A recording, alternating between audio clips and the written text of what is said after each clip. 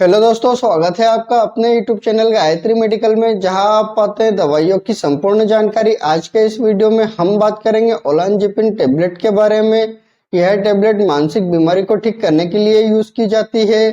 जानेंगे इस टेबलेट के brand name, drug strength, use, dose, side effect और कॉन्ट्रा इंडिकेशंस के बारे में, और साथ ही जानेंगे इस टेबलेट के बारे में कुछ अन्य महत्वपूर्ण बातें। तो बने रहिए वीडियो के अंत तक, जिससे कि आपको इस टेबलेट के बारे में पूरी जानकारी मिल सके। तो चलिए वीडियो की शुरुआत करते हैं।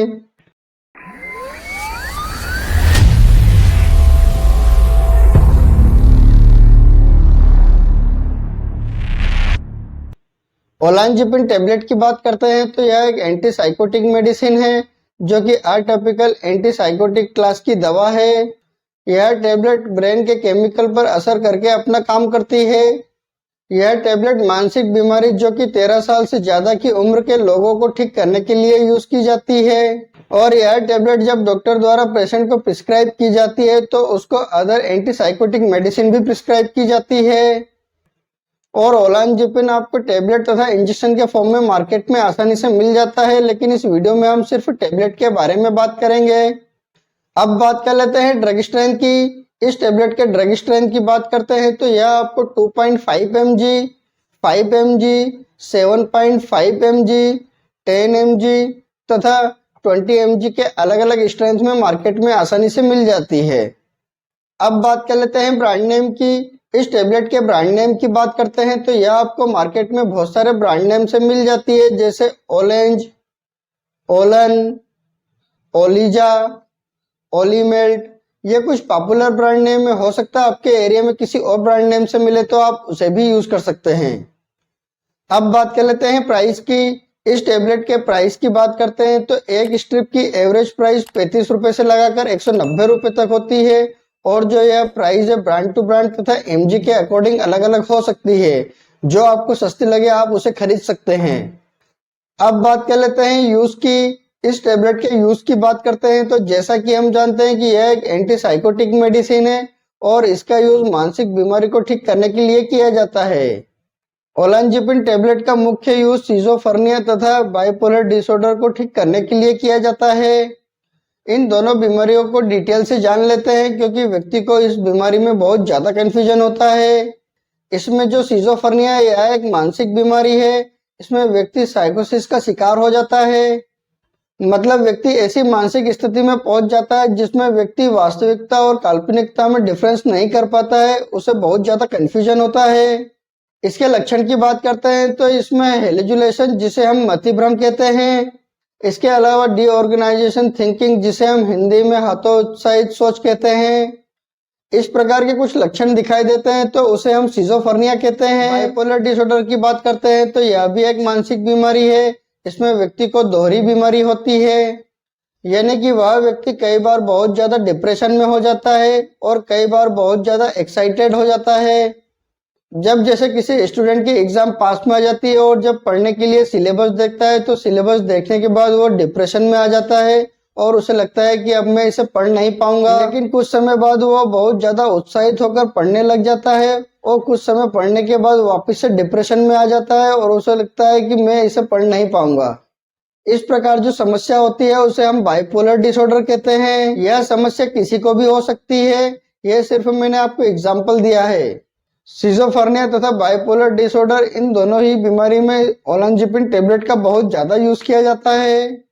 इसके अलावा इस टेबलेट का यूज जनरलाइज एंजाइटी डिसऑर्डर की बीमारी में इसका यूज किया जाता है, पैनिक अटैक में किया जाता है, पोस्ट थर्मोटिक स्ट्रेस डिसऑर्डर नाम की बीमारी में भी इस टेबलेट का यूज किया जाता है। जैसे यदि किसी व्यक्ति का एक्सीडेंट हो गया हो या ऑपरेशन होने वाला हो तो वो घबरा जाता है, उसकी मानसिक स्थिति ठीक नहीं रहती है, तो उस समय भी इस टेबलेट का यूज किया जाता है। यदि किसी व्यक्ति को टोरेंट सिंड्रोम नाम की बीमारी हो जाती है और यह बीमारी बचपन से ही दिखाई देने लगती है। इस बीमारी में व्यक्ति बार बार पलक झपकाता है, बहुत ज्यादा खांसी चलती है, बार बार गला साफ करता है। तो और जब यह समस्या बहुत ज्यादा बढ़ जाती है तो डॉक्टर द्वारा यह टेबलेट प्रिस्क्राइब की जाती है। यदि कोई व्यक्ति हकलाता है तो यह भी एक प्रकार की बीमारी है। इस बीमारी में व्यक्ति शुरू के शब्द को बार बार रिपीट करके बोलता है और उसे बोलने में परेशानी होती है तो उसको भी ठीक करने के लिए डॉक्टर द्वारा यह टेबलेट प्रिस्क्राइब की जाती है। यदि किसी व्यक्ति को ऑटिज्म नाम की बीमारी हो जाती है और यह बीमारी के जो लक्षण है वो बाल्यावस्था से ही दिखाई देने लगते हैं और इस बीमारी में व्यक्ति हाइपर एक्टिव रहता है, अकेला बैठकर खुश रहता है, सोशल डिस्टेंसिंग रखता है, ज्यादा बातचीत नहीं करता है, तो इस प्रकार की कंडीशन को भी ठीक करने के लिए डॉक्टर द्वारा यह टेबलेट प्रिस्क्राइब की जाती है। इस टेबलेट के ऑफ लेवल यूज की बात करते हैं तो इस टेबलेट को इंसोम्निया नाम की बीमारी को ठीक करने के लिए किया जाता है।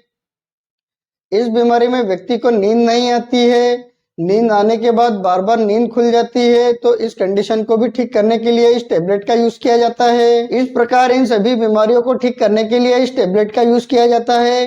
हो सकता है डॉक्टर अपने एक्सपीरियंस के अनुसार किसी अन्य बीमारी में भी इस टेबलेट का यूज कर सकते हैं। अब बात कर लेते हैं डोज की। इस टेबलेट के डोज की बात करते हैं तो इस टेबलेट को व्यक्ति की बीमारी तथा एज और वेट के हिसाब से इस टेबलेट का डोज दिया जाता है। इस टेबलेट के कॉमन डोज की बात करते हैं तो 5 mg से लगाकर 20 mg की टेबलेट दिन में एक बार लेने की सलाह दी जाती है।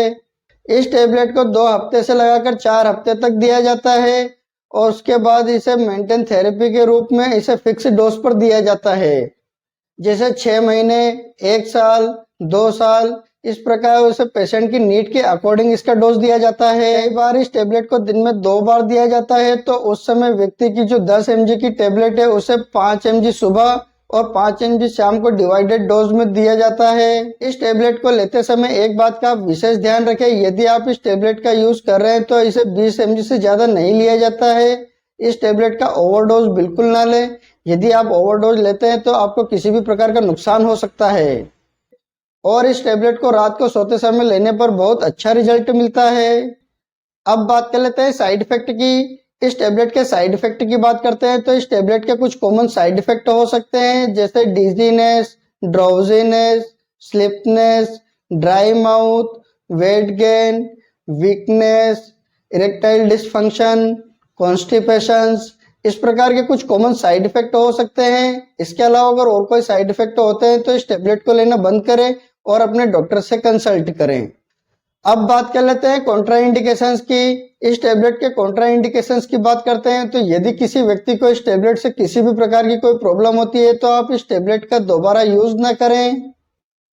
यदि किसी व्यक्ति को हार्ट, लिवर, किडनी से संबंधित कोई समस्या होती है तो उसे यह टेबलेट नहीं दी जाती है। यदि किसी व्यक्ति को high cholesterol, diabetes, epilepsy, seizure से संबंधित कोई समस्या होती है तो उसे भी यह टेबलेट नहीं दी जाती है। यदि कोई लेडीज प्रेग्नेंट है तो उसे भी यह टेबलेट नहीं दी जाती है। यदि आप ओलांजिपिन टेबलेट का यूज करते हैं तो आप अल्कोहल का सेवन बिल्कुल ना करें। इस टेबलेट को लेने के बाद आप ड्राइविंग या किसी हेवी मशीनरी पर काम ना करें। यदि आप किसी भी प्रकार की कोई मेडिसिन का यूज करते हैं या आपको किसी भी प्रकार की कोई प्रॉब्लम हो तो आप अपने डॉक्टर को जरूर बताएं। आपसे एक रिक्वेस्ट करूंगा, आप अपनी मर्जी से किसी भी प्रकार की कोई मेडिसिन का यूज ना करें। आप अपने डॉक्टर या किसी फार्मासिस्ट की सलाह से ही मेडिसिन का यूज करें। उम्मीद करता हूं कि आपको ओलांजिपिन टेबलेट के बारे में पूरी जानकारी मिली होगी। अगर वीडियो अच्छा लगे तो लाइक करें, शेयर करें, सब्सक्राइब करें, जिससे कि और भी लोगों को जानकारी मिल सके। जय हिंद, जय भारत।